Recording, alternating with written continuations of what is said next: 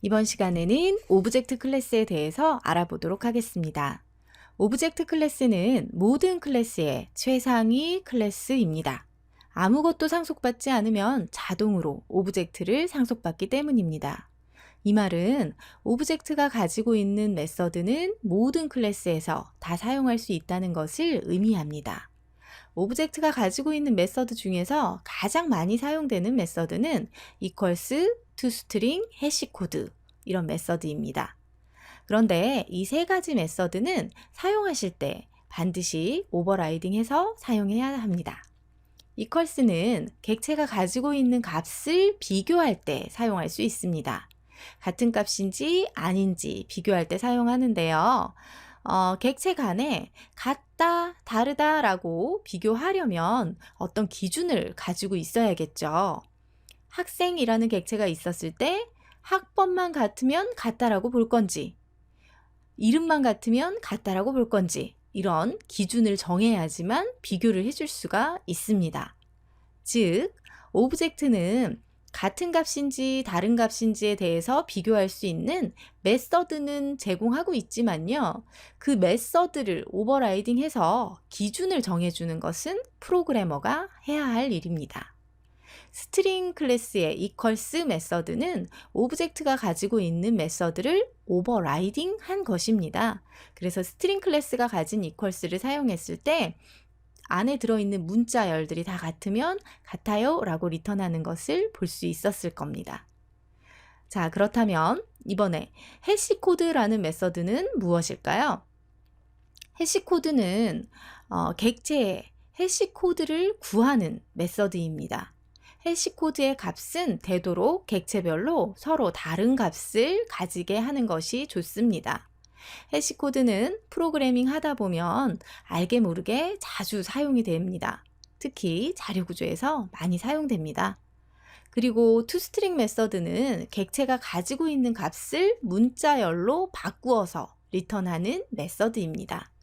이런 세 가지 메서드는 굉장히 자주 사용되기 때문에 대부분 개발자 도구에서는 자동으로 생성하는 기능을 가지고 있습니다. 조금 편하게 여러분들이 사용할 수 있겠죠. 자, 그렇다면 스튜던트라는 클래스를 하나 만들어 보고요. 해당 메서드들을 테스트해 보도록 하겠습니다. 자, 스튜던트라는 클래스를 하나 정의했고요. 자, 이 스튜던트라는 클래스가 스트링 타입으로 이름을 가리킬 수 있는 name이라는 필드를 하나 선언해 보고요. 학번을 가리키는 number라는 필드도 하나 선언해 보도록 하고요. 우리 생년을 가리키는 birth year라는 필드도 하나 선언을 해 보도록 하겠습니다. 자, 이름, 학번, 생년을 속성으로 가지는 스튜던트라는 클래스가 만들어졌죠. 그러면 이 스튜던트 클래스 안에다가 그냥 간단하게 메인 메서드를 만들어 보고요. 코드들을 좀 살펴볼게요. 자, 처음 생성할 때 메인을 체크하고 들어올 수도 있지만 그렇지 않았다면 간단하게 만들어낼 수 있는데 메인 이렇게 쓰시고요. 컨트롤 스페이스 해보시면 메인 메서드를 쉽게 만들 수 있어요. 만들어 보시고요. 스튜던트 객체를 하나 만들어서 이 스튜던트 객체의 속성에 값들을 부여해 보겠습니다. 스튜던트 1의 네임은 홍길동, 스튜던트 2의 넘버는 2는 아직 없죠. 1의 넘버는 1, 2, 3, 4 학번이에요. 다시 스튜던트 1의 생년은 1995라고 해보죠. 자, 이렇게 부여된 스튜던트 객체가 하나 만들어졌고요. 스튜던트 객체를 하나 더 만들어 볼 텐데요. 이 스튜던트 2라는 이 객체에도 각각의 속성에다가 값들을 부여해 보도록 하겠습니다. 스튜던트 2의 네임도 홍길동하고 똑같이 부여를 해보고요. 넘버도 그리고 스튜던트 2의 벌스 이어도 이렇게 지금 스튜던트 1과 스튜던트 2의 속성들이 정확하게 딱 동일한 것을 볼 수 있죠. 그렇다면 우리는 둘을 비교해 볼 수 있을 거예요. 만약에 S1하고 S2가 같나요? 우리 둘이 두 개의 객체가 같은지 다른지 비교할 수 있는 메서드가 equals라는 메서드가 존재한다고 했거든요. equals S2 이렇게 비교를 해보죠. 이렇게 수행하면 뭐가 나올 것 같으세요? 둘이 같다면 S1과 S2는 같아요. 이렇게 나올 거고요. 둘이 같지 않다면 S1과 S2는 같지 않아요. 이렇게 결과를 출력할 수 있을 거예요. 실행을 시켜볼게요. 두 개가 동일하게 지금 만들어져 있음에도 불구하고 equals라는 메서드를 이용해서 S1하고 S2가 같나요? 다르나요? 이렇게 비교를 해봤는데 다르다는 결과값을 얻어내고 있는 것을 볼 수 있죠. 그럼 이번에는 해시코드도 한번 비교해 볼까요? S1이 가지고 있는 해시코드와 S2가 가지고 있는 해시코드를 이렇게 실행해서 비교를 해보면요. 각각 다른 값이 나오고 있는 것을 볼 수 있습니다. 이것은 현재 equals라는 메서드와 해시코드라는 메서드는 오브젝트가 구현하고 있는 메서드를 그냥 사용하고 있기 때문이에요. 처음에 이야기 드렸듯이 equals나 해시코드라는 메서드는 사용자가 알맞게 오버라이딩해서 써야지만 돼요 라고 이야기했었던 거 기억나시죠? 그래서 우리는 이제 적절하게 오버라이딩 할 수 있을 텐데요. 오버라이딩 하는 방법은 또 간단합니다. 우리 클래스 안에다가 이렇게 커서를 갖다가 놓으시고요. 메뉴 중에 소스라는 메뉴를 보시면 이렇게 제너레이트 하고 나와 있는 것들은 이 도구가 자동으로 만들어주는 부분들이에요. 이런 equals나 해시코드나 이런 메서드들은 워낙 자주 사용되는 메서드이기 때문에 이 이클립스라는 도구가 자동으로 만들어주기까지 하죠. 그래서 우리는 해시코드와 equals를 오버라이딩 할 거니까 이 부분을 선택합니다. 이렇게 선택해 주시면 뭐가 나오냐면 비교할 대상이에요. 처음에 뭐라 그랬냐면 비교할 기준은 프로그래머가 정해주시면 돼요 라고 이야기했었던 거 기억하시나요? 그래서 어떤 속성을 비교할 건지 어떤 속성을 이용해서 해시코드 값을 구할 건지 이것을 선택할 수 있게 합니다.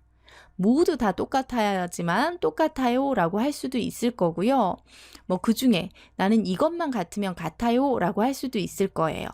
학생이니까 학번만 같다면 나는 같다고 할 거예요 라고 한다면 이 학번만 남겨두고요. 나머지들은 체크를 빼주시고 실행해 보도록 하죠. 자, 이렇게 실행해 보시면 자동으로 해시코드라는 메서드와 equals라는 메서드가 만들어져 있는 것을 볼 수 있을 거예요. 자, 해시코드를 구하는 것은 일종의 수학식입니다.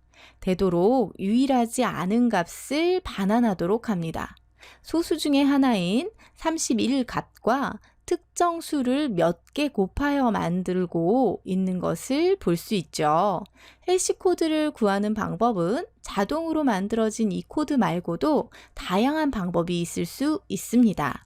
이 부분은 여러분이 알고리즘을 따로 공부하셔야 합니다. 자, 다음 equals라는 메서드를 살펴보면 메서드의 파라미터로 들어온 오브젝트와 자기 자신을 비교합니다. this와 obj가 같다면 참조가 같은 것을 의미하므로 무조건 같습니다.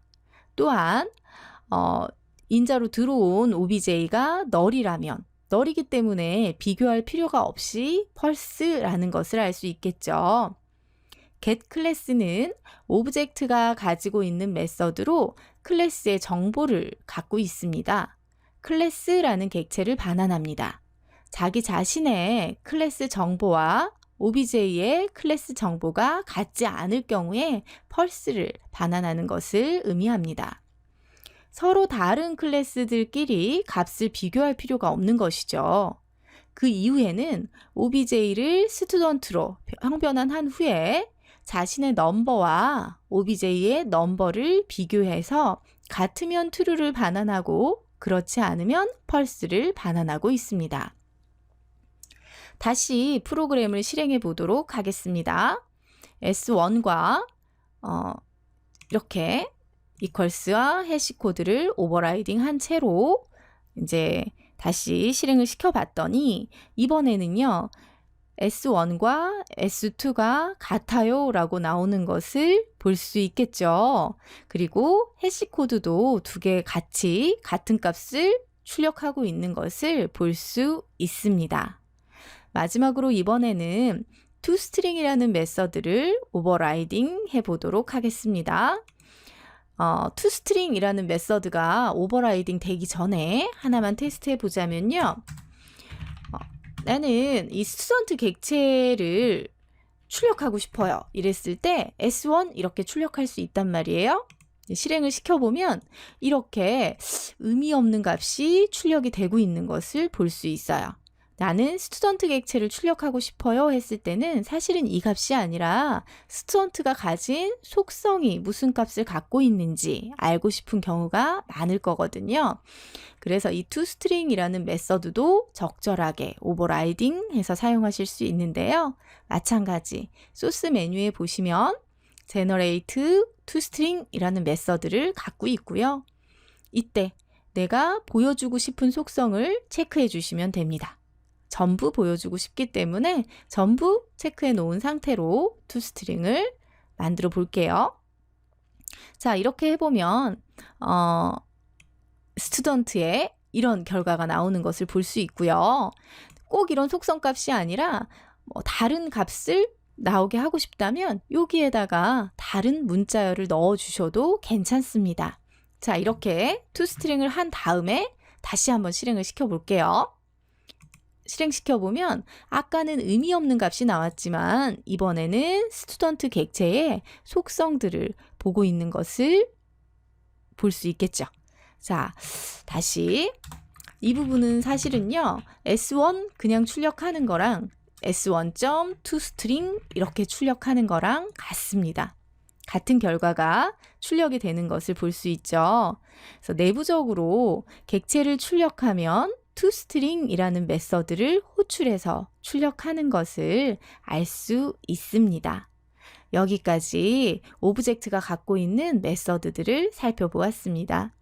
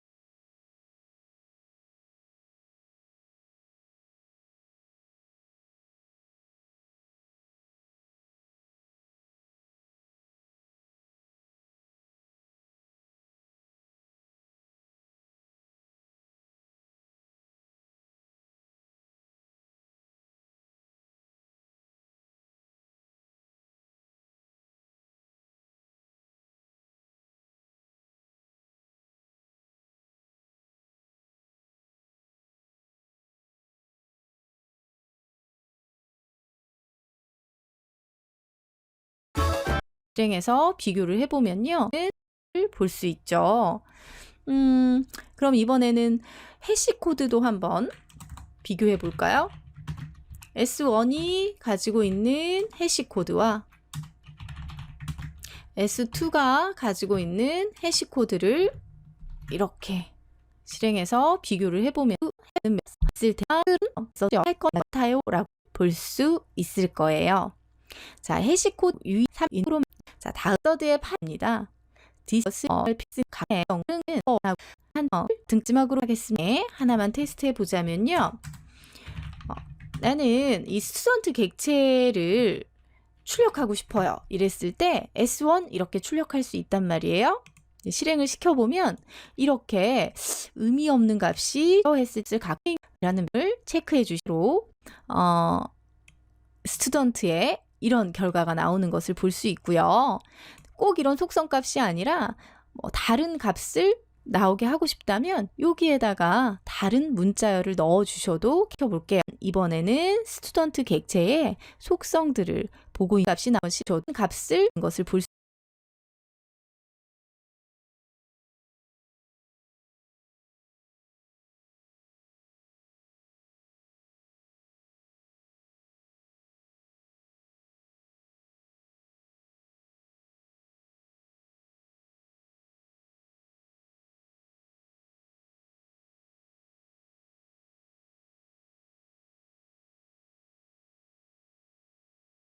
수 있고요.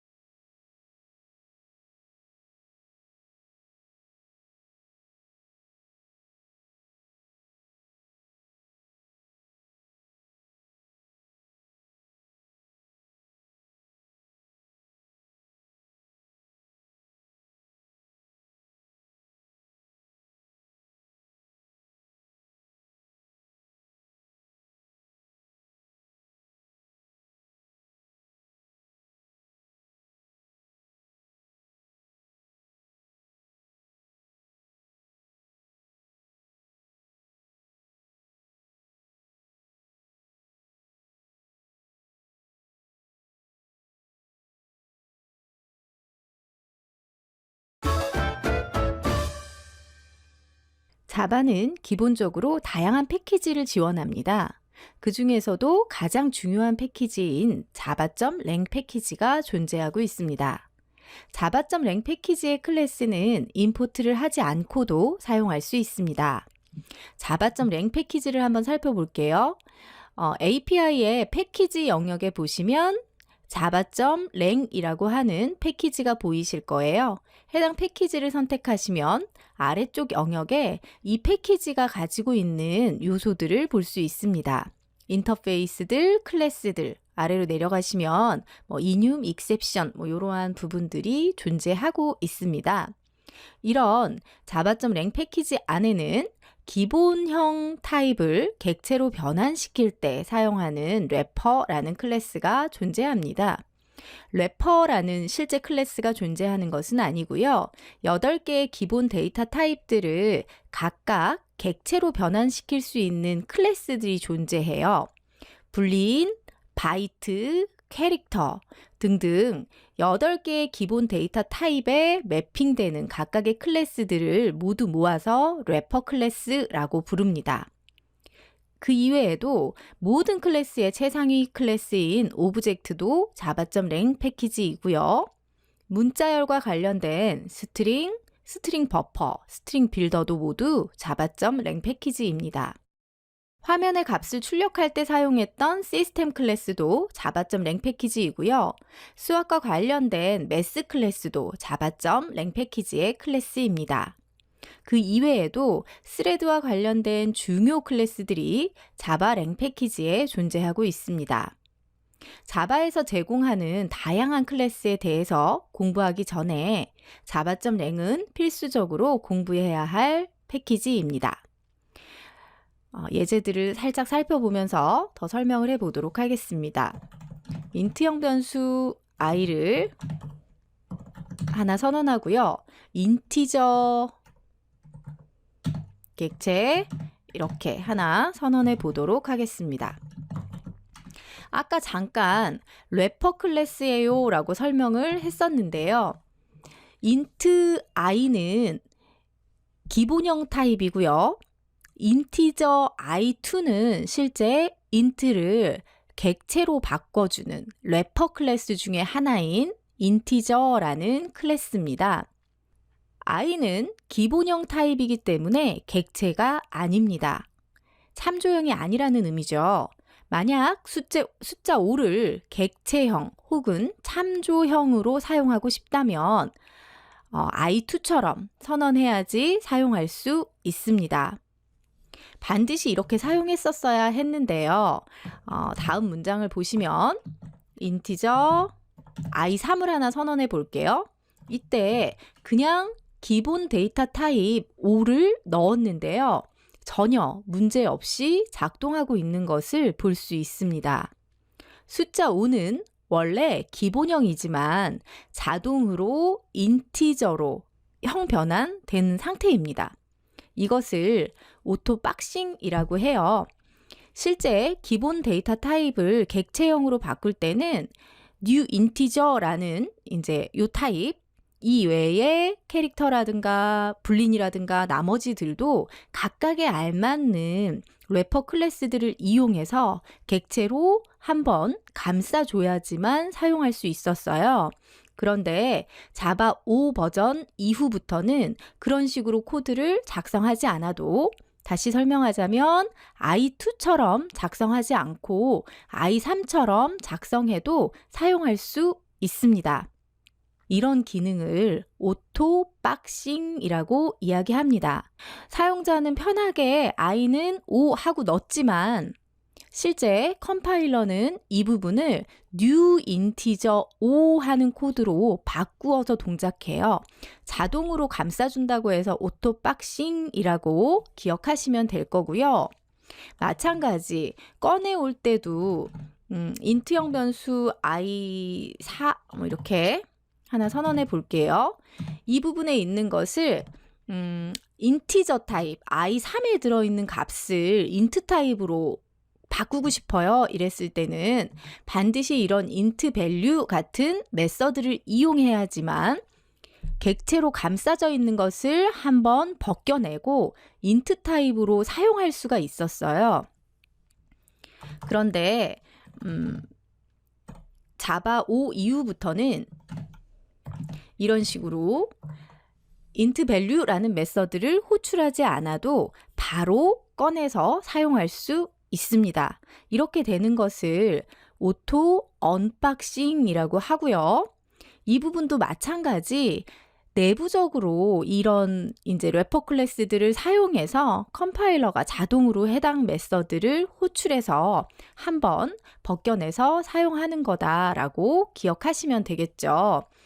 그 전에는 사용자가 직접 객체 타입으로 바꿔주고 객체 타입이었던 것을 다시 기본 타입으로 사용하고 싶을 때는 다시 한번 벗겨내서 사용했었던 부분들을 자동으로 알아서 컴파일러가 감싸서 담아주고 다시 벗겨서 대입해서 사용할 수 있게 이런 것들을 제공하는 부분입니다. 우리는 이런 것을 오토 박싱, 오토 언박싱이라고 이야기해요. 자바 버전이 높아질수록 사용자가 점점 편하게 사용할 수 있는 것이죠. 이렇게 이번 시간에는 java.lang 패키지에 대해서 알아보았습니다.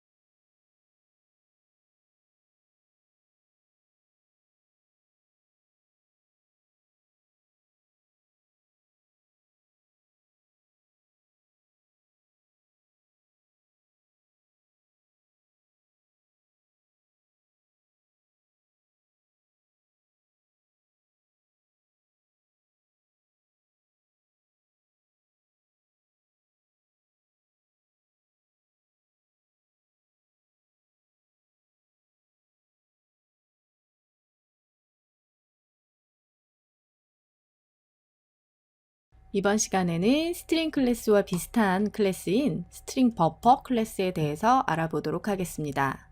스트링 클래스는 자기 자신이 변하지 않는 불변 클래스입니다. 반면에 스트링 버퍼 클래스는 자기 자신이 변하는 클래스입니다. 먼저 아무 값도 가지지 않는 스트링 버퍼를 하나 생성해 보도록 할게요. 자, 스트링 버퍼 sb는 new 스트링 버퍼 이렇게 생성할 수 있을 거고요. 이 스트링 버퍼에다가 문자열을 하나씩 추가를 해볼 텐데요. 추가하는 메서드는 append라는 메서드를 가지고 있습니다. sb.append 추가하고 싶은 문자열은 hello 또 append 이용해서 이번에는 공백 다시 append 이용해서 world라는 문자열을 추가해 보도록 하겠습니다. 자, 이렇게 추가된 이 스트링 버퍼 객체는요. toString이라는 메서드를 가지고 있는데요. 이 스트링 버퍼가 가진 toString이라는 메서드를 보시면 리턴 타입이 스트링인 것을 알 수 있습니다. toString이라는 메서드를 이용해서 스트링 값을 반환받을 수 있는데요. 한번 받아볼까요?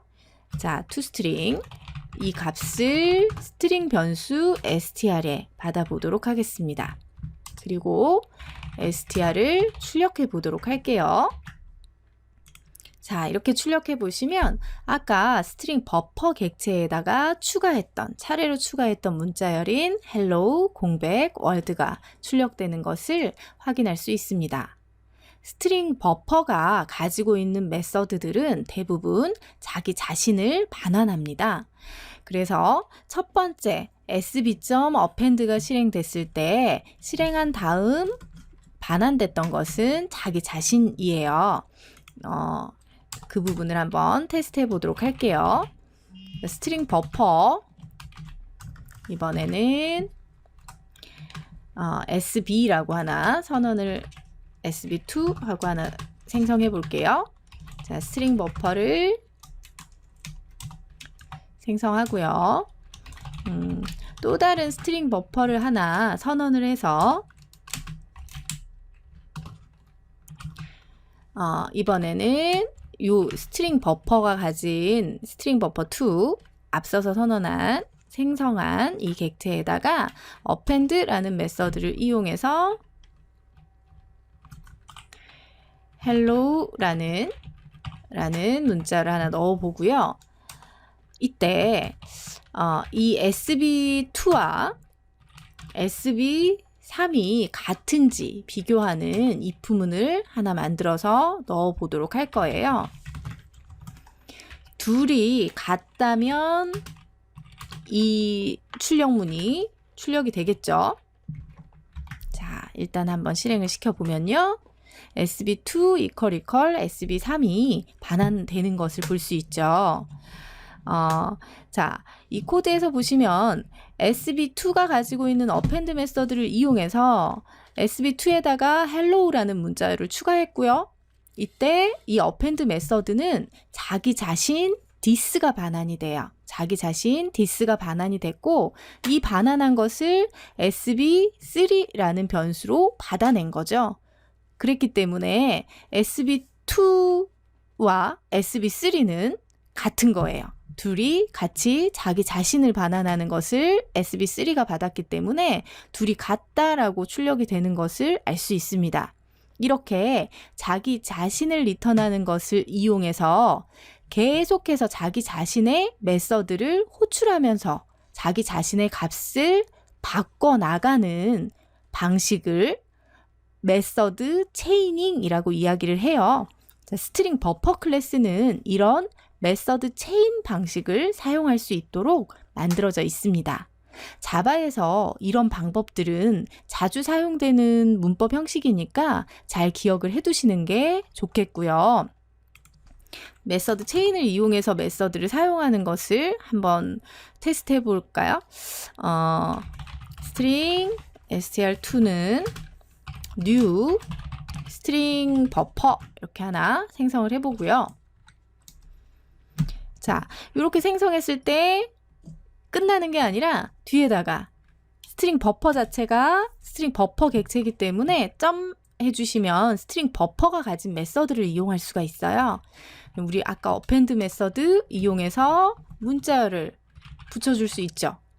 이때도 이 메서드가 다 실행되면 또다시 스트링 버퍼가 리턴되기 때문에 여기까지의 결과는 또 스트링 버퍼거든요. 또다시 여기에다가 점 붙이면 스트링 버퍼가 갖고 있는 메서드를 또 이용할 수가 있는 거예요.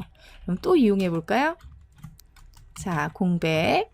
얘도 마찬가지 이 메서드가 수행되면 또 스트링 버퍼를 리턴할 거기 때문에 다시 점 해보시면 스트링 버퍼가 가진 메서드를 또 불러다가 사용할 수 있는 겁니다. 이렇게 사용할 수 있을 거고요.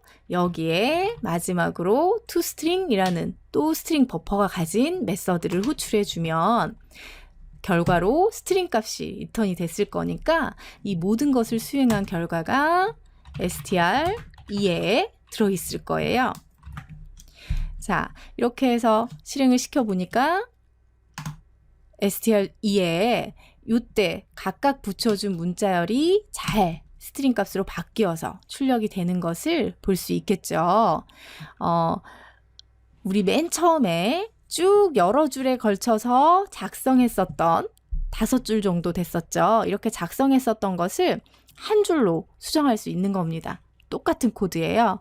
그래서 스트링 버퍼는 append 메서드 이외에도 길이를 구한다거나 자른다거나 뭐 등등 하는 다양한 메서드들을 가지고 있습니다. 스트링 버퍼라는 클래스를 적절하게 잘 이용하시면 스트링 클래스가 가진 단점들을 극복해서 사용하실 수 있으실 거예요. 자, 여기까지 스트링 버퍼에 대해서 살펴보았습니다.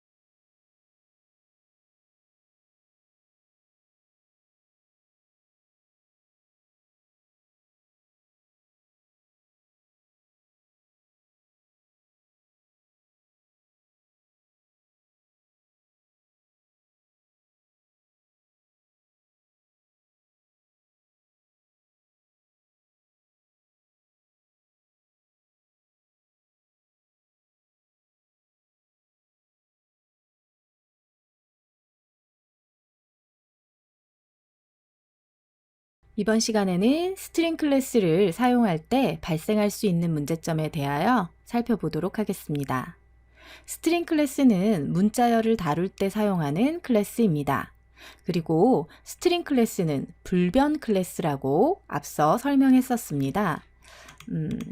예제를 통해서 한번 살펴보도록 할게요. 자, 스트링 str1은 hello world 이렇게 하나 선언해 보고요. 다시 스트링 str2는 이 아까 hello world로 선언한 str1. substring 이렇게 해보죠. 5 다섯 번째부터 잘라서 str2가 가리키게 되겠죠. 자, 그런 다음에 각각 str1과 str2를 출력해 보도록 하겠습니다. 실행을 시켜 보시면 기존의 str1은 전혀 변화가 없는 것을 볼 수 있습니다. 서브스트링 메서드는 다섯 번째부터 문자열을 잘라서 새로운 문자열을 반환하는 메서드죠. str1 자체는 전혀 변화하지 않습니다. 스트링 클래스를 사용할 때 가장 문제가 발생하는 경우는 이런 코드를 사용할 때인데요. 자, 다시 볼게요. 자, 어떤 코드를 사용하냐면 str3을 사용하는데 str1에다가 str2를 더해주세요. 문자열과 문자열은 플러스로 결합할 수 있죠. 자, 이렇게 해서 str3을 출력을 해보면요. 이렇게 실행해보면 전혀 문제가 없는 코드 같아요. 그죠? 이제 이 코드는 str1과 str2가 가지고 있는 문자열이 연결된 결과가 출력이 되는 것을 볼 수 있을 텐데, 문자열하고 문자열을 더하면 내부적으로는 어떤 일들이 발생을 하게 되냐면 이렇게 발생합니다. 자, string str4 해보죠. 자, 우리는 플러스 연산자를 수행했지만 내부적으로 자바는 이 플러스 연산자가 수행될 때 스트링 버퍼라는 클래스를 하나 생성하고, 이 스트링 버퍼가 가지고 있는 메서드인 append를 이용해서 str1을 하나 붙여주고요. 또 다시 append를 이용해서 str2를 붙여주고요. 그 다음에 이것에 지금 toString, 스트링으로 리턴하는 이런 메서드를 수행해서 스트링으로 변환해서 str4에게 전달합니다. 이렇게 일어나는 거죠. 자, 실행해보면 결과는 같을 텐데요. 문자열과 문자열을 더하는 코드가 실제는 스트링 버퍼라는 객체를 만들고, 이 객체가 가지고 있는 append라는 메서드를 이용해서 문자열이 누적되고, 그 누적된 문자열을 toString 메서드로 다시 스트링 객체로 변환을 해서 리턴하는 거다라고 기억을 하시면 되겠고요. 다시 말해서 문자열을 플러스로 붙이게 되면 항상 스트링 버퍼라는 객체가 만들어지게 되는 것이죠. 만약에 문자열과 문자열을 더하는 것을 반복문 안에서 사용하게 된다면 어떻게 될까요? 한번 테스트 해보도록 할게요. 자, string str5를 하나 선언했고요. 반복문을 하나 만들어서 테스트를 해보도록 하겠습니다. 0부터 i가 100보다 작을 때까지 하나씩 증가시키면서 str5에다가 str5 플러스 별표 이렇게 하나 더 해볼까요? 자, 이런 문장을 수행했다라고 생각을 해보자고요. 그런 다음에 str5를 이렇게 실행을 시켜보면 쭉 이렇게 나올 텐데, 별표가 지금 100개 붙어서 나올 텐데요. 실제 이 반복문 안에서 문자가 더해질 때마다 100번 동안 내부적으로 스트링 객체를 만들어냅니다. 그러니까 한 번 돌 때마다 스트링 버퍼 객체는 한 번씩 만들어내요. 자바 언어는 뉴 연산자가 많이 사용될수록 프로그램의 속도가 느려집니다. 그래서 이렇게 사용하는 코드는 좋지 않은 코드라고 볼 수 있고요. 실제 이렇게 빈번하게 스트링에 플러스 연산이 일어난다면 이렇게 사용하시는 것보다는 우리가 앞서 배웠던 스트링 버퍼라는 클래스를 직접 적절하게 이용하시는 게 좋을 텐데요. 스트링 버퍼라는 클래스를 하나 생성해서 위와 같은 코드를 만들어낼 때 직접 스트링을 연산하게 하지 말고요.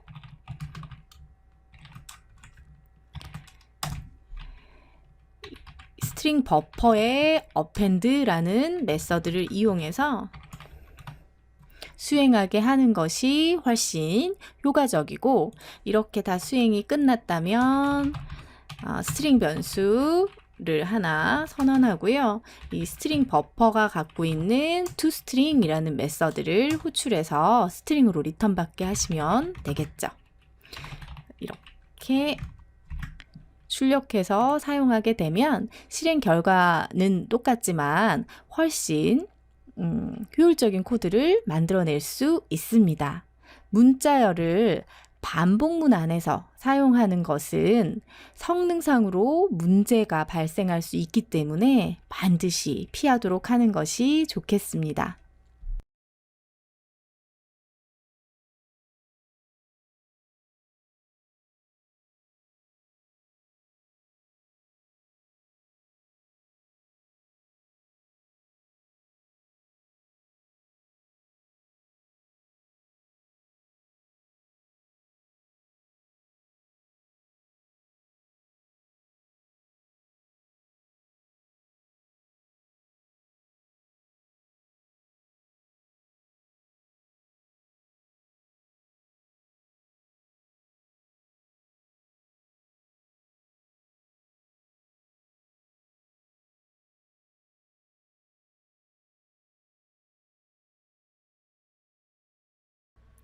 이번 시간에는 매스 클래스에 대해서 알아보도록 하겠습니다.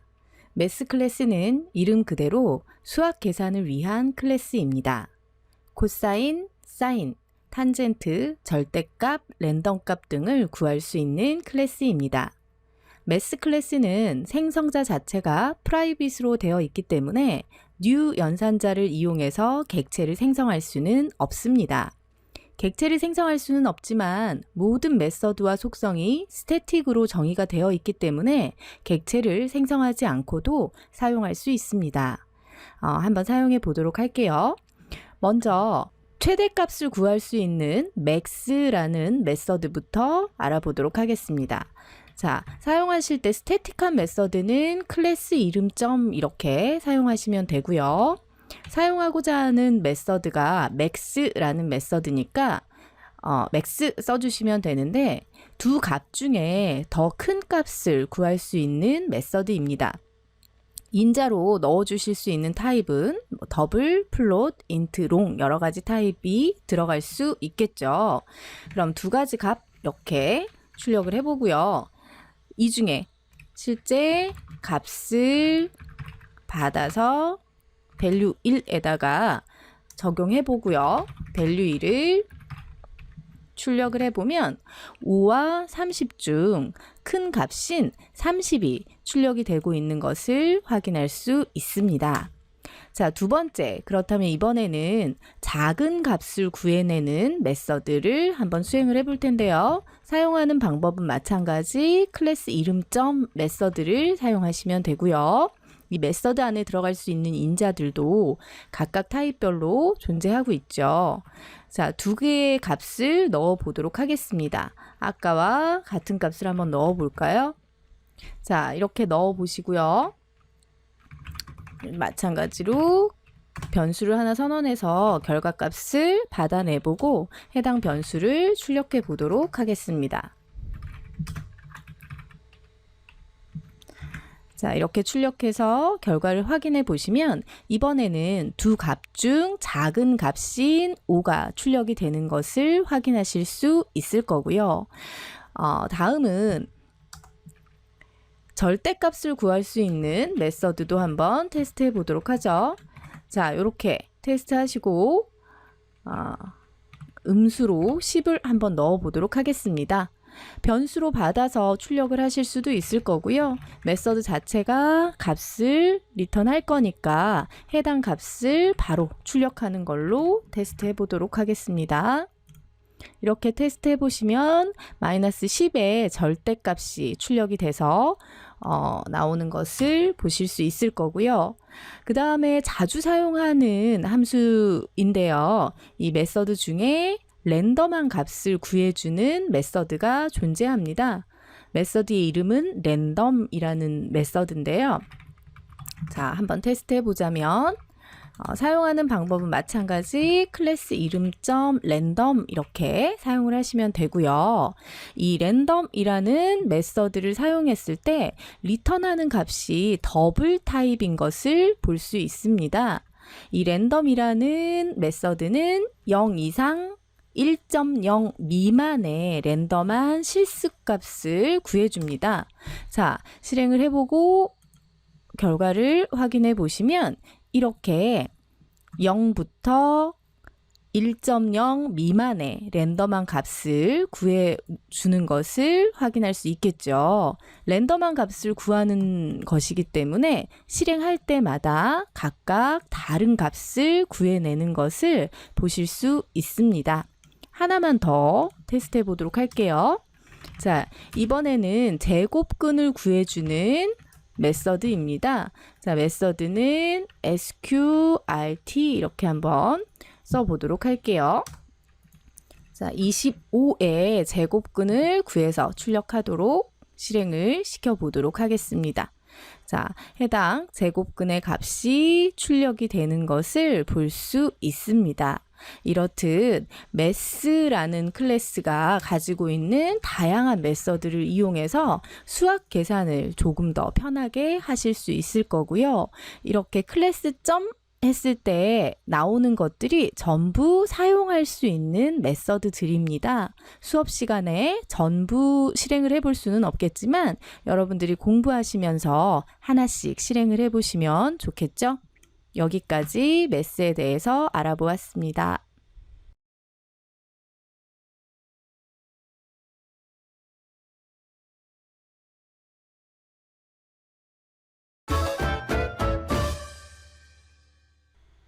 자바가 기본으로 제공하는 패키지 중에서 두 번째로 많이 사용하는 패키지가 무엇인지 물어본다면 java.util 패키지라고 말할 수 있을 것 같습니다. java.util 패키지는 이름 그대로 유용한 클래스들을 많이 가지고 있는 패키지입니다. 그 중에서도 날짜와 관련된 클래스인 date, 캘린더 클래스라든가 자료구조와 관련된 컬렉션 프레임워크와 관련된 인터페이스와 클래스 등 프로그래밍을 하다 보면 자주 사용하는 클래스들을 많이 가지고 있습니다. API에서 보시면 패키지 부분에서 java.util이라고 되어 있는 패키지를 선택하시면 util 패키지가 갖고 있는 클래스나 인터페이스를 확인하실 수 있는데요. util을 선택해 보겠습니다. 자, util을 선택하시면 아래쪽 항목에 인터페이스, 클래스 부분들이 util 패키지가 가진 것으로 바뀌는 것을 보실 수 있을 거고요. 그 중에 date라는 클래스를 한번 선택해 보시면 date라는 클래스를 보실 수 있습니다. date 클래스는요, 아래쪽으로 조금 이렇게 내려가 보시면 date 클래스에 대한 설명들이 되어 있고 아래쪽에 since라는 부분을 확인하실 수 있을 텐데 자바 버전 1.0부터 있었던 클래스라는 것을 확인하실 수 있습니다. 그런데 이런 date라는 클래스의 생성자, constructors라고 되어 있는 부분은 생성자들을 보여주고 있는 부분인데요. 이런 생성자에 deprecated라는 부분이 보이실 겁니다. 이렇게 deprecated라고 쓰여 있는 것을 보실 수 있을 거고요. 전부는 아니지만 메서드 중에서도 보시면 deprecated라고 되어 있는 메서드를 볼 수 있습니다.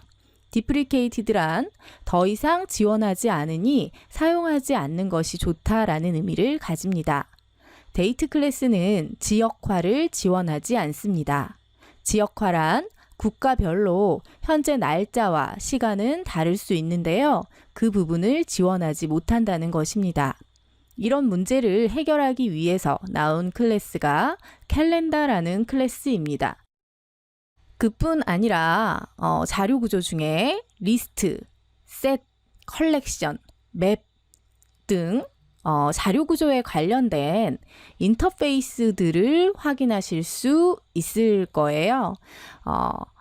해당 인터페이스를 구현하는 다양한 클래스들이 java.util 패키지 안에 있습니다.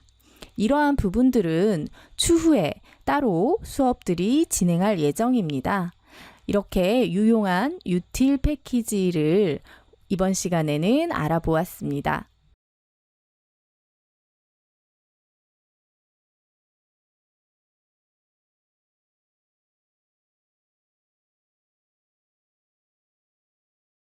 자바 util 패키지에는 자료를 다룰 수 있는 자료구조 클래스가 다수 존재합니다. 자료구조 클래스들을 컬렉션 프레임워크라고 말합니다. 자료구조란 말 그대로 자료를 저장할 수 있는 구조를 말합니다. 여러분들께서 책을 보관하기 위해서 책장을 이용한다든지 다른 컬러 박스를 이용해서 책을 꽂아 놓으신다든지 이런 방법들을 이용하실 거예요. 그런 것처럼 다양한 자료들을 다양한 방식으로 관리하기 위한 방법이 필요합니다. 이러한 방법을 제공하는 것을 자료구조, 컬렉션 프레임워크라고 말합니다. 자바2에 처음으로 컬렉션 프레임워크가 등장하였습니다. 컬렉션 프레임워크에서 가장 기본이 되는 인터페이스는 컬렉션 인터페이스입니다. 컬렉션 인터페이스는 여기에 자료가 있다라는 것을 표현합니다. 중복도 허용하고 자료가 저장되는 순서는 기억하지 못하는 것이 컬렉션 인터페이스입니다. 컬렉션이 가지고 있는 대표적인 메서드는 add, size, iterator 이런 메서드들을 가지고 있습니다. add 메서드는 컬렉션의 자료를 추가해주는 메서드이고요. size는 저장된 자료의 수를 반환하는 메서드, iterator는 자료를 하나씩 꺼내기 위한 iterator 인터페이스를 반환하는 메서드입니다. 컬렉션은 저장된 순서를 기억하지 못하기 때문에 첫 번째 자료를 달라, 두 번째 자료를 달라와 같은 그런 기능은 가질 수 없습니다. 컬렉션은 저장된 자료를 하나씩 꺼낼 수 있는 이터레이터라는 인터페이스를 반환합니다. 이터레이터는 꺼낼 것이 있는지 없는지 살펴보는 has next라는 메서드를 가지고 있고요. 하나씩 자료를 꺼낼 때 사용할 수 있는 next라는 메서드를 가지고 있습니다. set이라는 자료 구조는 중복을 허용하지 않는 자료 구조를 표현한 인터페이스입니다. 컬렉션 인터페이스를 상속받고 있습니다. set 인터페이스가 가지고 있는 add 메서드는 같은 자료가 있으면 false라는 값을 반환해 주고요. 같은 자료가 없으면 true를 반환하는 이런 add 메서드를 가지고 있습니다. 리스트 자료 구조는 중복을 허용하면서 순서를 기억하는 자료 구조입니다. set 인터페이스와 마찬가지로 컬렉션 인터페이스를 상속받고 있습니다. 리스트는 순서를 기억하고 있기 때문에 0번째, 1번째, 2번째 이런 식으로 순차적으로 자료를 꺼내줄 수 있는 get 인자를 보시면 int 값을 받아들이고 있죠. 이 int 값이 인덱스 번호를 나타낼 수 있습니다. 그렇게 가지고 있는 메서드를 갖고 있고요. map이라는 자료 구조는 키와 밸류를 가지는 자료 구조입니다. 저장할 때 put 메서드를 이용해서 키와 밸류를 함께 저장합니다. 그리고 나서 원하는 값을 꺼낼 때는 키를 매개 변수로 받아들이는 get 메서드를 이용해서 값을 꺼냅니다. 그러면 키에 해당하는 값을 한 번에 꺼낼 수 있겠죠. 맵에 저장되어 있는 모든 키들은 중복된 값을 가지면 안 됩니다. 키의 이런 특징 때문에 맵은 자신이 가지고 있는 모든 키들에 대한 정보를 읽어올 수 있는 셋을 반환하는 키셋이라는 메서드를 가지고 있습니다. 자바 유틸 패키지에는 위에서 설명한 인터페이스를 구현하고 있는 클래스들을 많이 가지고 있습니다. 프로그래밍을 잘 하려면 컬렉션 프레임워크의 인터페이스와 구형 클래스들을 잘 다룰 줄 알고 있어야 합니다. 이렇게 컬렉션 프레임워크에 대해서 알아보았습니다. 수고하셨습니다.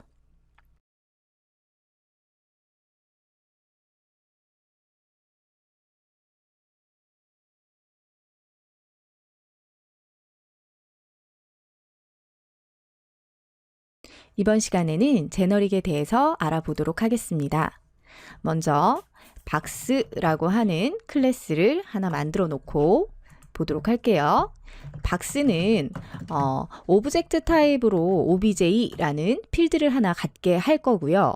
이 필드에 값을 설정할 수 있는 setObj라는 메서드와 해당 오브젝트의 값을 반환하는 getObj라는 메서드를 설정할 생각입니다. 해보도록 하자면 값을 설정하는 부분이니까 리턴 타입은 필요 없을 거고요. 메서드의 이름은 setObj 하시면 될 거고 값을 받아와서 설정을 해야 될 테니까 오브젝트 타입으로 값을 받아내시면 됩니다. 우리 디스 연산자 배우실 때 보셨던 것처럼 지금 obj라는 것이 매개 변수로 들어온 변수의 이름 obj와 필드의 obj가 같죠. 그래서 this라는 키워드를 이용해서 이렇게 obj의 값을 설정하게 하시면 될 거고요. 그 다음에 여기에서 이제 값을 꺼내다 쓸 수 있는 getObj라는 메서드를 만들 텐데 getObj는 값을 리턴해 줘야 될 거니까 리턴 타입이 필요할 거예요.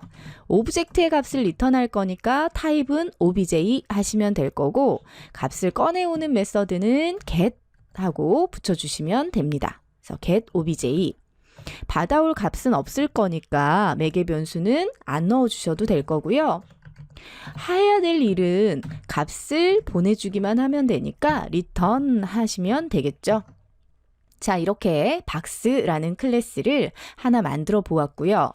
그럼 이번에는 이 박스를 사용하는 박스Exam이라는 클래스를 하나 만들어서 박스를 이용해 보도록 하겠습니다. 자, 박스Exam 이용할 거니까 메인 메서드에서 이용하게 하시면 좋겠죠? 자, 얘는 박스를 하나 인스턴스화 시켜서요. 박스는 new 박스 이렇게 하나 만들어 보죠. 그런 다음에 이 박스에다가 값을 넣어주고 싶어요. 그래서 set obj라는 메서드를 정의했었죠. 그래서 set obj라는 메서드를 이용해서 오브젝트 객체를 하나 생성해서 넣어줘 보도록 하겠습니다. 자, 이렇게 넣어주시면 값을 담아낼 수 있었을 거고요. 이제 이 값을 꺼내다 쓸 때는 우리는 박스라는 레퍼런스를 이용하시면 되고 getObj라는 메서드를 이용하면 박스가 가지고 있는 오브젝트 클래스를 리턴해 줄 거예요. 그럼 우리는 그 값을 사용해야 될 거니까 그 값이 사용될 수 있도록 변수를 하나 미리 준비해 두셔야겠죠. 그래서 미리 준비해 둔 그릇에다가 메서드에서 가져온 값을 담아서 사용할 수 있을 겁니다.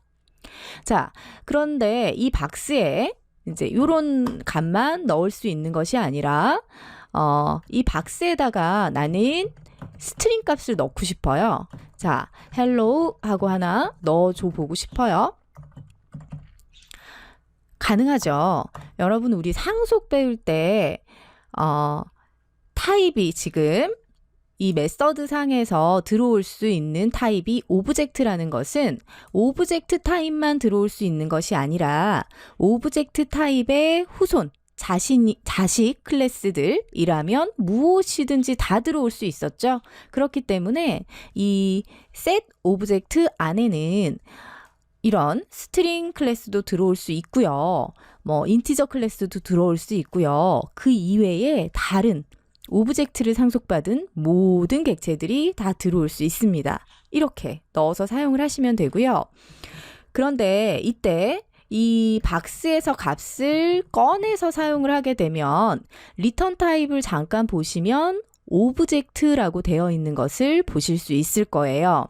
나는 스트링 값으로 넣었지만 이 메서드에 들어갔을 때 이 스트링을 레퍼런스 하는 타입은 오브젝트로 바뀌었기 때문에 리턴할 때도 오브젝트 타입으로 나한테 건네줍니다. 그런데 우리는 문자열을 넣었기 때문에 스트링 타입으로 값을 받아서 쓰고 싶단 말이에요.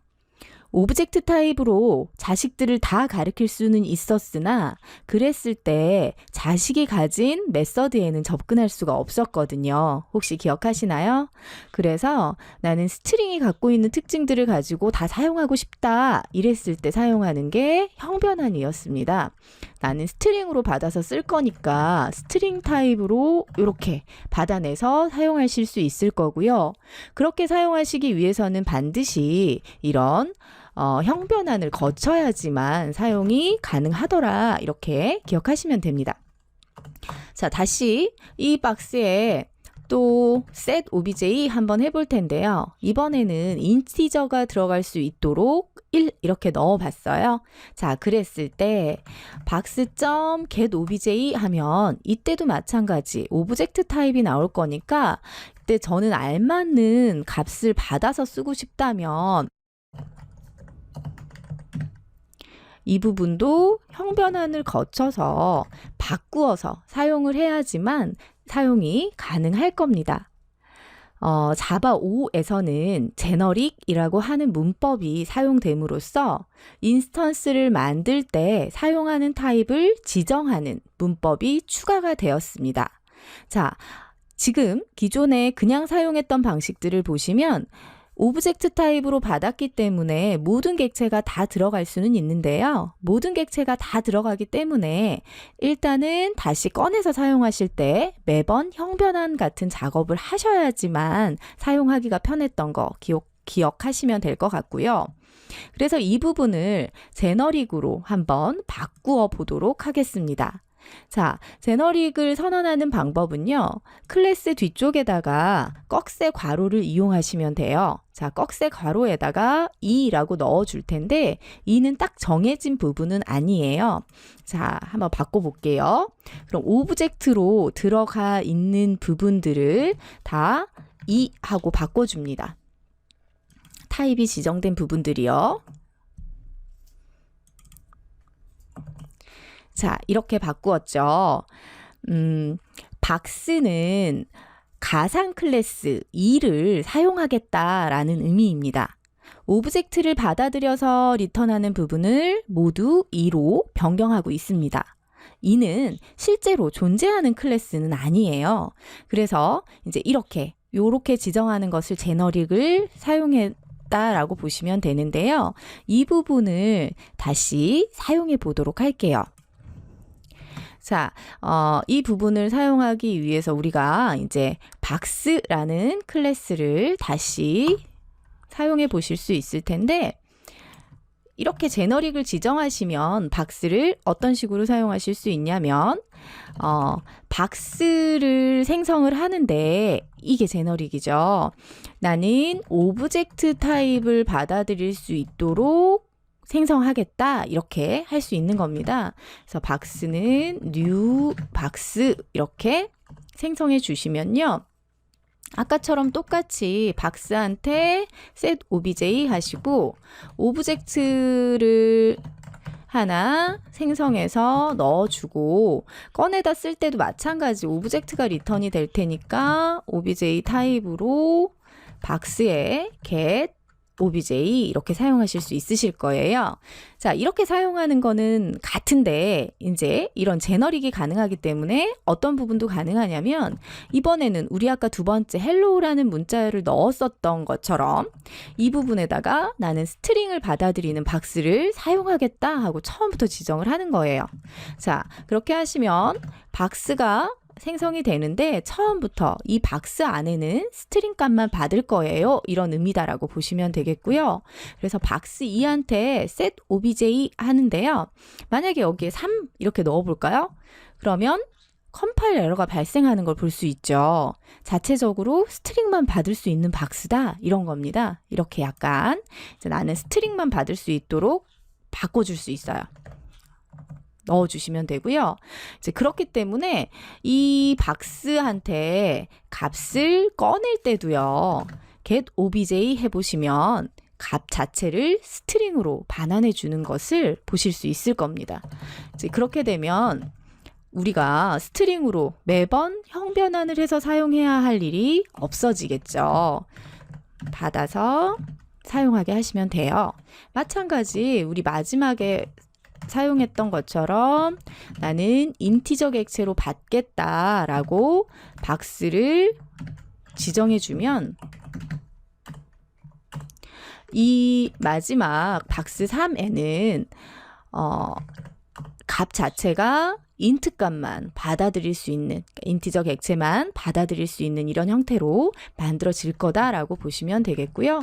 우리가 그러면 바로 값을 꺼내다 쓸 때에도 형변환 같은 거 거치지 않고 get obj 이렇게 해서 꺼내 사용할 수 있는 것을 볼 수 있습니다. 다시 한번 정의해 보자면 첫 번째처럼 선언하면 앞에서 보았던 박스 이그잼하고 사용 방법은 똑같죠. 그냥 오브젝트를 받아들이니까 어떤 오브젝트든 다 받아들여서 사용할 수 있습니다. 그런데 두 번째처럼 선언하면 문자 열만 설정하고 꺼내야 되겠죠.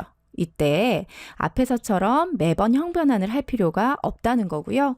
세 번째, 인티저를 받아들이는 형식으로 선언을 하게 되면은 이렇게 사용하는 경우죠. 그렇게 설정을 하면 인티저만 설정하고 꺼내야 됩니다. 우리 오토 박싱, 오토 언박싱에 대해서는 앞서서 본 적이 있었을 텐데요. 인티저라고 선언했는데 인트 값이 들어가는 것은 그것 때문에 자동으로 인트로 바꿔서 넣어주고 꺼낼 때도 자동으로 인트로 바꿔서 꺼내주기 때문에 가능한 거예요. 그래서 이렇게 제너릭을 사용함으로써 선언할 때는 가상의 타입으로 선언을 해주고요. 자, 이렇게 선언할 때는 타입을 주는 건 아니죠. 가상의 타입으로 선언을 해주고요. 실제 사용할 때는 구체적으로 타입들을 설정을 함으로써 다양한 타입의 클래스를 이용하는 클래스를 만들어낼 수 있습니다. 제너릭을 사용하는 대표적인 클래스는 컬렉션 프레임워크와 관련된 클래스들이 있겠습니다. 이번 시간에는 이런 제너릭에 대해서 알아보았습니다. 수고하셨습니다. 이번 시간에는 set 인터페이스를 구현한 클래스를 사용하는 방법에 대해서 알아보도록 하겠습니다. set은 중복이 없고 순서도 없는 자료 구조입니다. 구현한 클래스로는 해시셋과 트리셋이 있습니다. 이 시간에는 해시셋을 먼저 만들어 보도록 할게요. 자, set 인터페이스를 구현하는 해시셋을 인스턴스로 만들어 보도록 하겠습니다. 타입은 인스턴스 타입으로 줄 거예요. 랭 패키지가 아니기 때문에 반드시 임포트 되어야지만 사용할 수 있습니다. 자동 완성시켜 주시면 편하게 사용하실 수 있을 거고요. 이때 제네릭을 이용해서 스트링 값만 다루도록 해보겠습니다. 자, set1이라고 사용을 해보고요. 인스턴스를 생성할 텐데 set은 인터페이스이기 때문에 new 해서 객체를 생성할 수가 없었죠. set을 구현한 클래스인 해시셋을 이용해서 인스턴스를 만들겠습니다. 자, 이렇게 만들어진 해시셋에는 스트링 값만 담을 수 있어요. 자, 그러면 이 셋에다가 데이터를 하나 담아 보도록 하겠습니다. 데이터를 저장할 때는 add라는 메서드를 사용하시면 되고요. add라는 메서드의 파라미터를 보니까 제너릭을 이용해서 스트링만 다루도록 되어 있었기 때문에 스트링 값만 받아들이게 되어 있는 것을 확인할 수 있겠죠. 그리고 리턴 타입 부분을 살짝 보시면 불린이라고 되어 있는 것을 볼 수 있습니다. 셋이 가진 add라는 메서드는 저장할 때마다 불린 값을 반환하게 됩니다. 셋은 중복이 되지 않는 자료 구조이기 때문에 저장할 때 셋 자료 구조에 이미 같은 값이 존재하는 경우에 펄스를 반환하게 됩니다. 한번 저장해 보도록 할게요. 애들을 이용해서 강이라는 스트링을 하나 저장해 보고요. 불린 타입을 리턴한다고 했으니까 불린 타입으로 플래그 이렇게 하나 받아내 보도록 하겠습니다. 또 값을 하나 저장해 볼 텐데요. 이때도 불린 값을 하나 받아내 보도록 할게요. set add 이렇게 하시면 되고요. 이번에도 스트링 값으로 저장을 할 텐데 김이라고 저장을 해 보도록 하겠습니다. 자, 하나 더 저장을 해 볼 텐데요. 이번에는 add 다시 처음에 저장했었던 거랑 같은 값인 강이라는 문자열을 하나 저장해 보도록 하겠습니다. 자, 이렇게 저장한 다음에 이 set이라는 자료 구조의 크기가 얼마냐라고 한번 출력을 해볼 텐데요. 자, 이 자료 구조의 크기를 알아볼 때에는 size라고 하는 메서드를 이용하시면 사이즈를 출력해 주는데 지금 보면 add라는 메서드를 3번 이용해서 3개를 저장했지만 이미 같은 값이 있었기 때문에 한번 결과를 살펴보면 2라고 출력이 되는 것을 볼 수 있습니다. 자, 아까 우리 저장할 때 반환했던 불린 값들을 한번 출력해 볼까요? 플래그 1, 플래그 2, 플래그 3. 자, 이렇게 해서 다시 출력을 해보면 첫 번째, 두 번째에는 true라는 값이 리턴이 되지만 마지막에는 같은 값이 또 들어갔을 때에는 false가 리턴되는 것을 확인할 수 있습니다.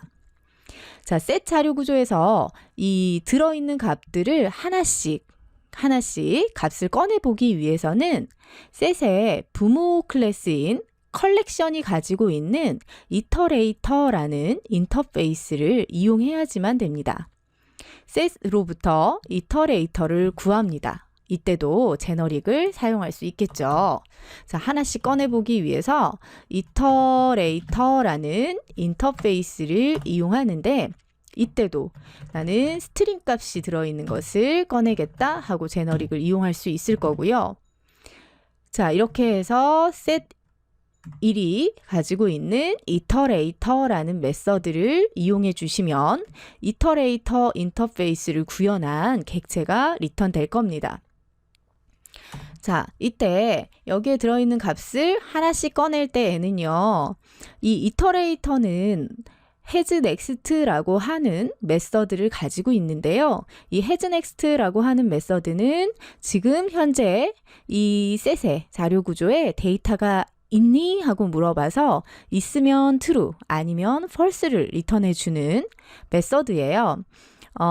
값을 다 꺼낼 때 인덱스가 필요한 게 아니기 때문에 for 같은 구문을 이용하기보다는 while문을 이용하시면 되고요.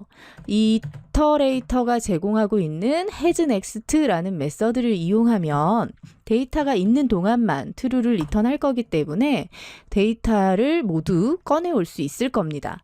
그리고 이제 이 이터레이터가 가지고 있는 next라는 메서드를 볼 수 있을 텐데 해당 메서드는 값을 꺼내줘라는 메서드인 것을 알 수 있을 겁니다. 그래서 이 next 메서드는 하나를 꺼내주고 하나를 꺼내면 자동으로 다음 것을 참조하게 됩니다. 자, 꺼낸 값을 받아보기 위해서는 스트링 값이 들어있었기 때문에 스트링 타입으로 값을 꺼내줄 거고요. 그 꺼낸 값을 받아내면 되겠죠. 그리고 들어있는 값을 한번 출력해 보도록 하겠습니다. 자, 이렇게 이용하시면 이 set 자료 구조에 들어있었던 값을 모두 꺼내서 출력해 주고 있는 것을 확인할 수 있겠죠. 이번 시간에는 set 자료 구조와 이 set에서 값을 하나씩 꺼내서 사용할 수 있는 이터레이터에 대해서 살펴보았습니다.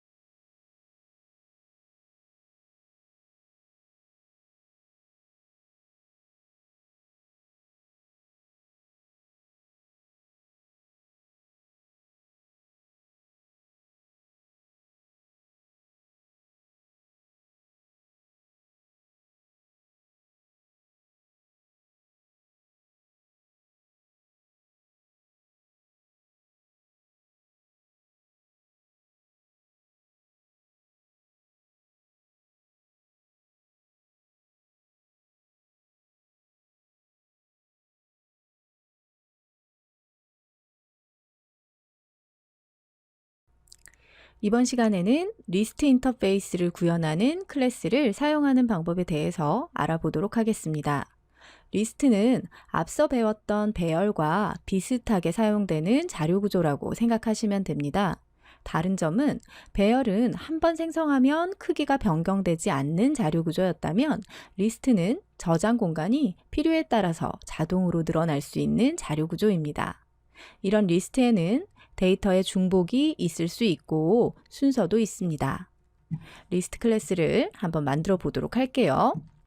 자, 마찬가지 리스트라는 인터페이스로 임포트를 하시면 되는데 이때 주의하실 점은 잘 보셔야 돼요. java.awt 패키지에 있는 것은 클래스고요. 전혀 다른 부분입니다. 얘는 리스트라는 util 패키지에 제공되는 인터페이스예요. 자,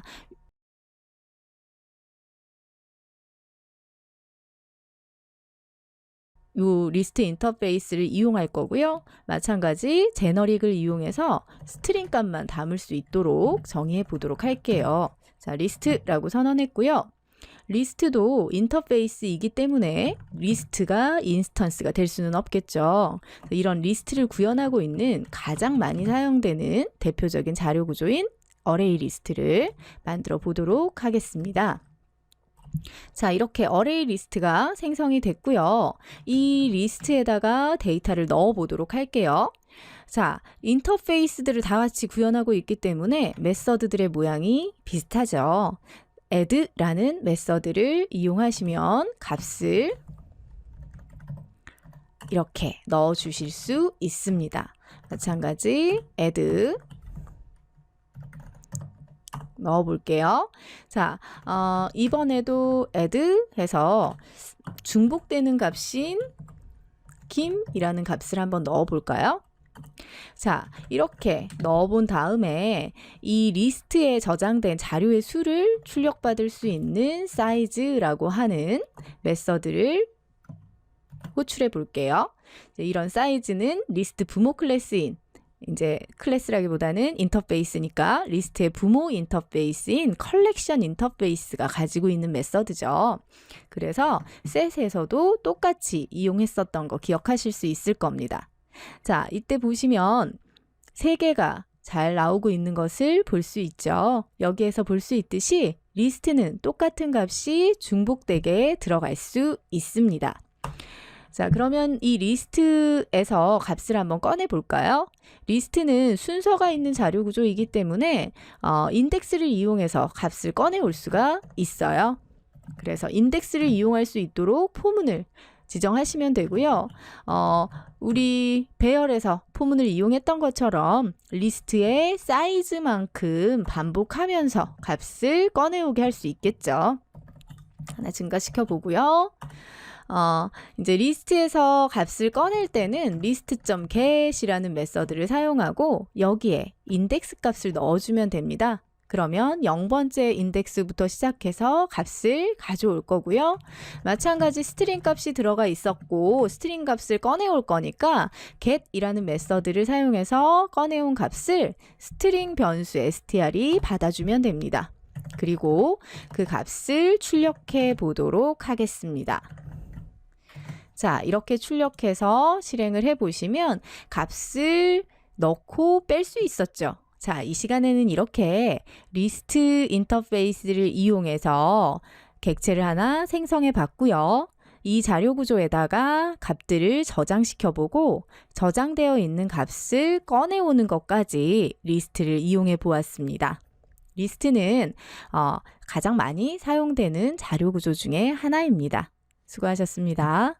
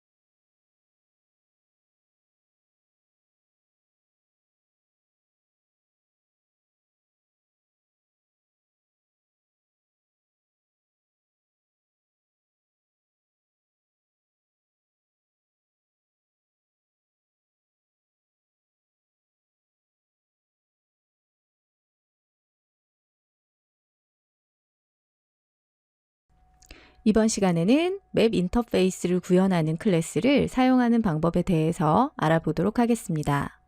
맵은 키와 밸류를 쌍으로 해서 데이터를 저장하는 자료 구조입니다. 키를 이용해서 밸류를 찾을 수 있도록 설계되었기 때문에 키가 중복될 수는 없습니다. 맵을 한번 생성해 보도록 할게요. 자, 맵 이렇게 보시면 되고요. 키와 밸류도 제너릭을 이용해서 값을 지정할 수 있습니다. 키와 밸류 모두 스트링 타입인 해시 맵을 하나 만들어 보도록 하겠습니다. 자, 키에도 스트링, 밸류에도 스트링 타입을 지정해 주시고요. new 해시 맵 이렇게 생성해 주시면 됩니다. 이 맵에는 값을 저장할 때 키와 밸류가 쌍으로 저장이 되어야 합니다. 그래서 저장을 하는 메서드가 map.put이라고 하는 메서드를 가지고 있고요. 우리는 제너릭을 지정할 때 스트링과 스트링으로 지정을 했기 때문에 스트링 값으로 넣어주시면 됩니다. 자, 이때 키는 001이라고 지정해 보고요. 값은 김이라고 해보도록 하죠. 같은 방법으로 데이터를 몇 개 더 넣어 보도록 하겠습니다. 002라는 데이터에 값을 넣어 주시고요. 003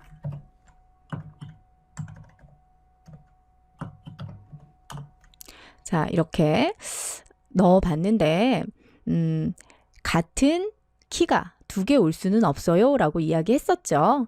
자, 그러면 같은 키 값으로 한번 데이터를 넣어 볼게요. 자, put 하는데 첫 번째 001이라는 데이터가 들어 있었는데요. 이때 강이라는 값으로 넣어 보도록 하겠습니다. 자, 그랬을 때 어떻게 되는지 한번 살펴보도록 할게요. 자, 맵도 마찬가지 맵에 들어있는 데이터에 지금 저장되는 자료의 수가 몇 개냐 하고 출력을 받아볼 수 있고요. 얘도 맵이 갖고 있는 사이즈라고 하는 메서드를 이용해 보면 데이터의 값을 출력 받아볼 수 있을 거예요. 자, 우리가 put을 4번 했지만 똑같은 키로 2번 담았기 때문에 데이터가 3개만 들어있는 것을 확인하실 수 있을 거고요. 자, 그럼 그랬을 때 어떤 데이터가 들어있는지 확인을 해보기 위해서는 아까 말씀드릴 때 키를 이용해서 값을 꺼낼 수 있어요 라고 이야기했었거든요. 값을 꺼낼 때는 get이라는 메서드를 이용하시면 되는데 이때 내가 꺼내고 싶은 키 값을 넣어주시면 됩니다. 자, 001이라는 키에 김이라는 값을 넣었었고 다시 강이라는 값을 넣었었는데요. 실행시켜보면 강이 출력되고 있는 것을 볼 수 있죠. 같은 키로 값이 또 들어왔을 때 맵은 기존에 있었던 값을 새로 들어온 값으로 바꿉니다. 그래서 마지막에 들어온 강이라는 값이 저장되어 있는 것을 볼 수 있습니다. 맵에 이렇게 저장되어 있는 값을 우리가 하나씩 꺼내서 볼 때는 이 맵이 가지고 있는 get이라는 메서드를 이용해서 키 값을 이렇게 하나씩 부여해 주시면 되는데요.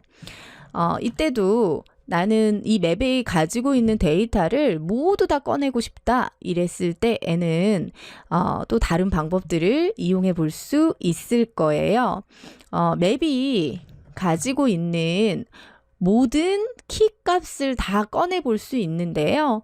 그 키 값을 꺼내 볼 수 있는 메서드가 키셋이라는 메서드가 있습니다. 자, 우리 set이라는 자료 구조 배웠던 거 기억나시죠? 키만 꺼내서 set 자료 구조에 넣어주는 거예요. 이렇게 키셋 하고 주시면 키셋의 리턴 타입이 set이었으므로 set이라고 사용하시면 되고요. set에 담을 때 키가 모두 스트링 타입이었으니까 스트링으로 제너릭 해주시면 되겠죠. 이용해 주시면 되겠죠. 자, 이렇게 받아주면 이제 키만 뭐에 들어있을 거냐면 set 자료 구조에 들어있었을 거고요. 그렇다면 이 set을 우리가 모두 꺼낼 때 사용했었던 이터레이터 기억나시나요? 이 키를 갖고 있는 set을 이터레이터를 이용하셔가지고 꺼내주면 키 값들을 모두 차례차례 꺼낼 수 있을 거고요. 또 이 키 값을 이용하면 우리는 밸류 값을 얻어낼 수 있을 거예요. 그래서 그 방법을 이용해 보시면 될 겁니다. 그러면 차례대로 한번 수행해 볼까요? 이 키가 가지고 있는 키점, 네, 우리가 변수 선언할 때 키가 하나가 아니라 여러 개니까 뭐 이렇게 사용해 주시면 조금 더 나을 것 같고요. 이터레이터라는 메서드를 이용해 주면 이제 이터레이터를 나한테 리턴을 해주겠죠.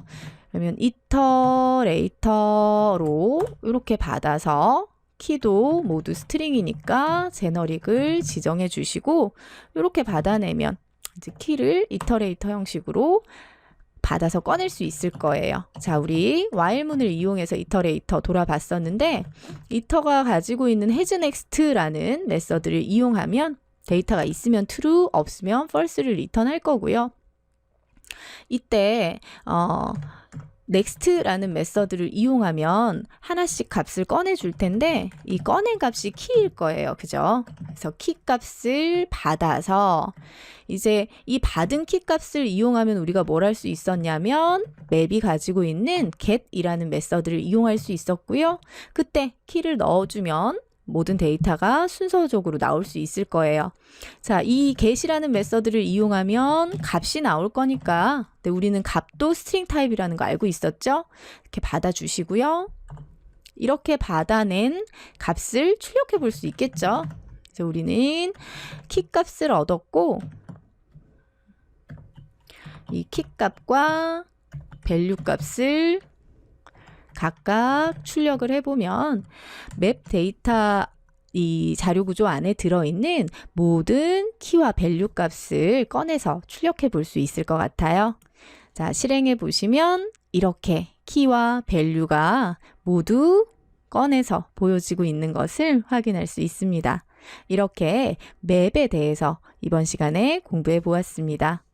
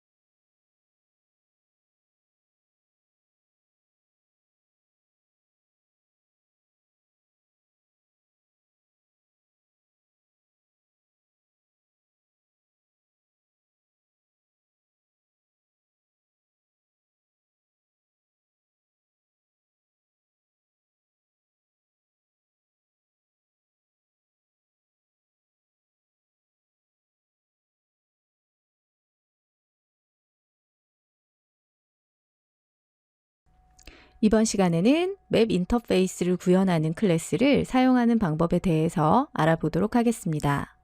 맵은 키와 밸류를 쌍으로 해서 데이터를 저장하는 자료 구조입니다. 키를 이용해서 밸류를 찾을 수 있도록 설계되었기 때문에 키가 중복될 수는 없습니다. 맵을 한번 생성해 보도록 할게요. 자, 맵 이렇게 보시면 되고요. 키와 밸류도 제너릭을 이용해서 값을 지정할 수 있습니다. 키와 밸류 모두 스트링 타입인 해시 맵을 하나 만들어 보도록 하겠습니다. 자, 키에도 스트링, 밸류에도 스트링 타입을 지정해 주시고요. new 해시 맵 이렇게 생성해 주시면 됩니다. 이 맵에는 값을 저장할 때 키와 밸류가 쌍으로 저장이 되어야 합니다. 그래서 저장을 하는 메서드가 map.put이라고 하는 메서드를 가지고 있고요. 우리는 제너릭을 지정할 때 스트링과 스트링으로 지정을 했기 때문에 스트링 값으로 넣어주시면 됩니다. 자, 이때 키는 001이라고 지정해 보고요. 값은 김이라고 해보도록 하죠. 같은 방법으로 데이터를 몇 개 더 넣어 보도록 하겠습니다. 002라는 데이터에 값을 넣어 주시고요. 003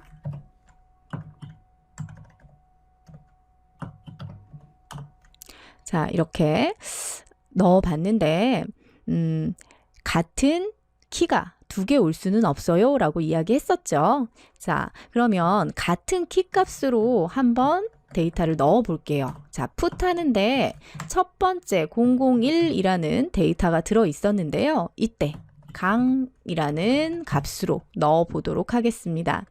자, 그랬을 때 어떻게 되는지 한번 살펴보도록 할게요. 자, 맵도 마찬가지 맵에 들어있는 데이터에 지금 저장되는 자료의 수가 몇 개냐 하고 출력을 받아볼 수 있고요. 얘도 맵이 갖고 있는 size라고 하는 메서드를 이용해 보면 데이터의 값을 출력 받아볼 수 있을 거예요. 자, 우리가 put을 4번 했지만 똑같은 키로 2번 담았기 때문에 데이터가 3개만 들어있는 것을 확인하실 수 있을 거고요. 자, 그럼 그랬을 때 어떤 데이터가 들어있는지 확인을